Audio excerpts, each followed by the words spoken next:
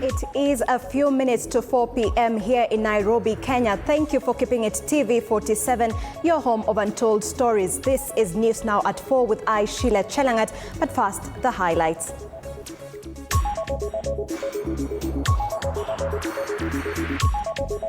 The highlights. For a second day, the 133 cardinals remain deadlocked in their search for a new pope, with this morning's vote ending without consensus. All eyes now focus on that all-important chimney for this afternoon's voting results. The body of the late Kasipul MP Charles Ongondo Were arrived at Kabunde airstrip to a solemn reception by Homa Bay leaders and residents. Meanwhile, the DCI has released key details on his brutal murder. And one man is under arrest after thousands of kilos of donkey meat was seized from his probox in Embu. A breakdown left him stranded. Locals spotted blood dripping from the car, leading to the shocking discovery. Thank you for joining. We begin in Vatican, where 133 cardinals once again hit a deadlock after this morning's round of voting for the new pope on the second day of the conclave. Black smoke billowed from the chimney above the Sistine Chapel, once again signaling no new pope. Thousands of Catholic faithfuls are gathered at the St. Peter's Square, hoping to witness the historic moment when the 267th head of the Catholic Church will be chosen. This afternoon, the cardinals will be returning to the Sistine Chapel for their fourth and fifth round of voting. At the Vatican and across the world, huge anticipation is building up, with all eyes now on the chimney tonight, as previously the fourth and fifth rounds have produced results.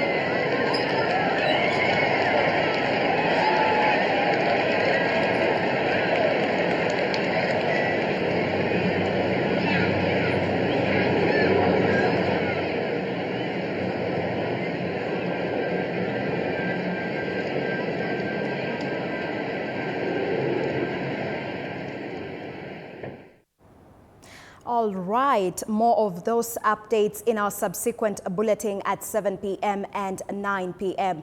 Moving on, the body of the late Kasipul MP Charles Ongondo Were has arrived at Kabunde airstrip, where it was received by leaders and residents of Homa Bay County. County leaders, led by Governor Gladys Wanga, have called for peace during the funeral of the late MP. Governor Wanga strongly condemned the remarks made by a politician who was arrested yesterday on suspicion of involvement in Were's murder. She emphasized that she has no connection to the arrest and called on the government to conduct a thorough investigation to ensure justice is served. The late MP's body will be taken on a procession of honor through various locations, including Homa Bay, Kendu Bay, and finally Oyugis, his home. Many residents gathered in Homa Bay town to pay their last respects to the slain leader.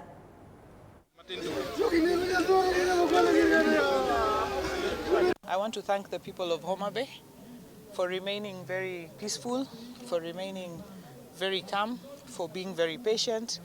And I want to request that tomorrow we have a duty to give our brother, Honorable Were, a good send-off, dignified. So we are calling on our people to remain peaceful, to remain patient. We have seen the investigations going on, and we want to just say that we allow the investigating agencies to conclude their investigations, and I've seen some people dragging others into it. As Governor of Homa Bay, I have no responsibility, I have no role on the investigations. All we are planning here is how to give our brother a good send-off, and I want to ask our people, let us remain peaceful. Let us give our brother a dignified send-off. Let us leave investigations to the investigating agencies, and they have made progress, which we appreciate. So that is our message. We will give our brother a dignified send-off and shame the devil. I want to encourage the residents of Homa Bay that let us turn out in numbers to bid farewell to our fallen colleague, and I want to call for decorum, decency, discipline. This friend of ours died as a serving member of parliament, and we shall bury him as a serving member of parliament. May peace prevail today and tomorrow. And moving on, one person has been arrested with donkey meat suspected to be from 20 donkeys seized at Red Soil Trading Center in Mwe East Sub-County. The 20 donkeys are said to have been stolen and slaughtered in Kiritiri, Mbeere South Sub-County, and was being transported to Kiamaiko in Nairobi when their vehicle broke down along the Embu-Mwea Makutano Highway. According to local residents Paul Mushiri, suspicion arose when blood was seen dripping from the vehicle. Upon closer inspection, they discovered it was carrying donkey meat.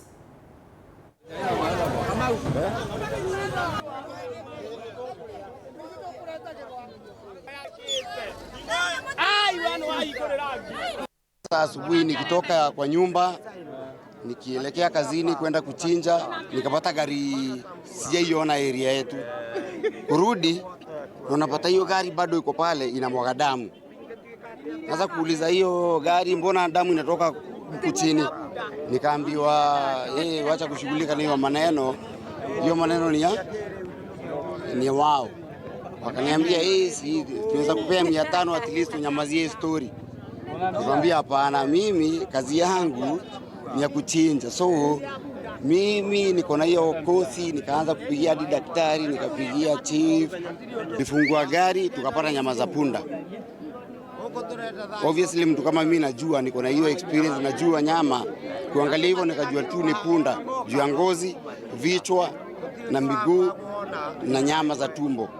Kulikuwa na nyama ya punda zaidi ya punda 20 na hao watu waliweza kuchukuliwa na polisi ambao walikuwa wamefika mapema sana, walifika kwa haraka, wakaweza kuwaondoa, maana raia walikuwa na ghadhabu, walikuwa wanataka kujiripishia kisasi. And away from that, one person died and over 10 families left homeless after the Lairera Dam burst its banks following heavy rains in Mirera Thingitu ward, Laikipia County.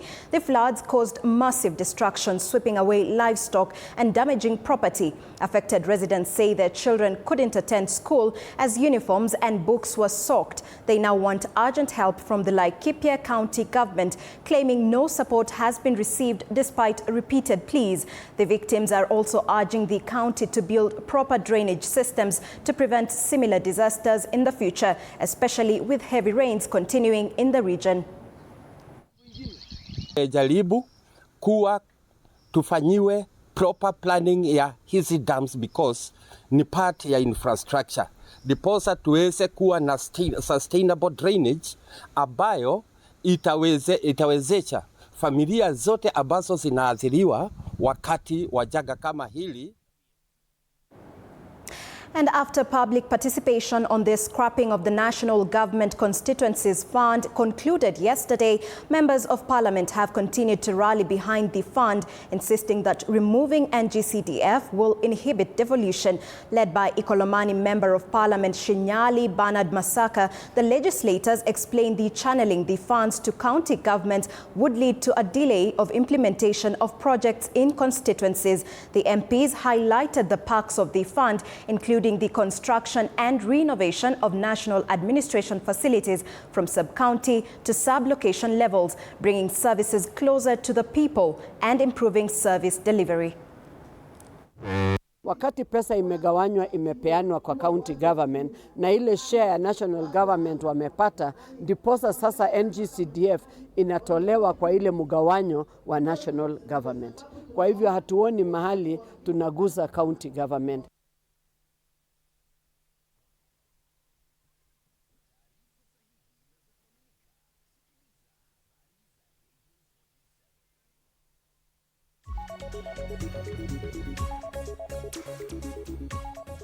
We apologize for that technical hitch. Moving on, 5 suspects linked to the assassination of Kasipul Member of Parliament Charles Ongondo Were were today arraigned at the Jomo Kenyatta International Airport Court, where the Office of the Directorate of Public Prosecution sought to hold them for 30 more days pending investigations. The Defense Counsel, however, opposed the application, arguing that the court has no territorial jurisdiction to entertain the matter, further arguing that the Office of the Directorate of Public Prosecution should start the proceedings within the jurisdiction of where the incident took place. The court will tomorrow rule on whether it has territorial jurisdiction to entertain the miscellaneous application.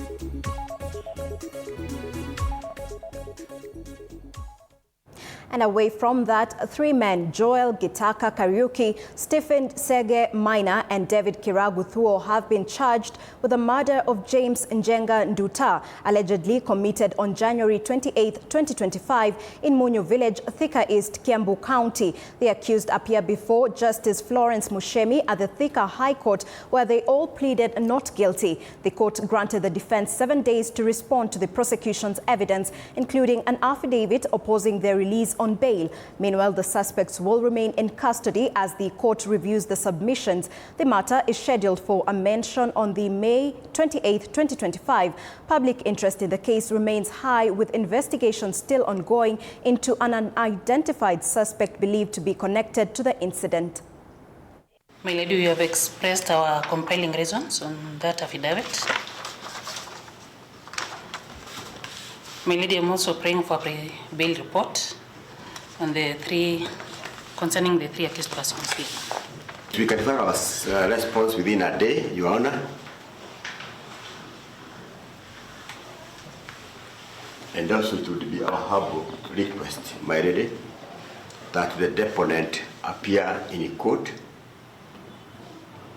in the event we require to cross-examine on what the deponent has deponed in the said affidavit. But that shall arise when we study it and also get further instructions from our client. That is the document, that is the statement of evidence. Any other documentary exhibit will be served on the defense in the course of the day by the prosecution. And it is also noted that an affidavit of compelling reasons has been filed, which that is opposing board. And you are supposed to reply to it. So the court has given 7 days to the counsels for the defense to file their replying affidavit. All right, and the Deputy President, Professor Kithure Kindiki, has on Thursday toured Kipipiri constituency in Nyandarua County, where he attended a border empowerment forum in Mawingo town. Speaking at the event, Kindiki stated that the government is keen to ensure that the bottom-up agenda is fully implemented in an effort to bring dignity to the common mwananchi. He further explained that for the past 2 years, the government has been struggling with a harsh economy, but assured Kenyans that the economy has since stabilized and they should expect an array of development projects. On his part, National Assembly Majority Leader Kimani Ichung'wah lashed out at those castigating the president for unfulfilled promises, insisting that the head of state would deliver all projects stipulated in his manifesto. Naona kuna wengine wanaona kama ni kazi kidogo. Wacha niwaambie, kwa hao ambao ni watu wa chini, kupata capital ama kupata pesa ya kuendeleza biashara yao ni kitu muhimu sana. Kwa watu ambao wako na pesa wanaona ni kazi kidogo, lakini kwetu hiyo ndio tunaita bottom up. Hiyo tunaita what? Tunaita bottom.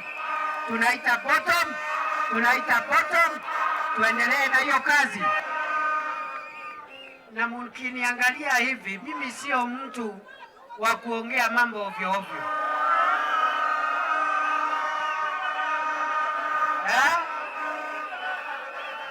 Mimi nakaa mtu ya kuongea mambo ovyo ovyo. Mimi sio mtu ya kuongea mambo ovyo ovyo.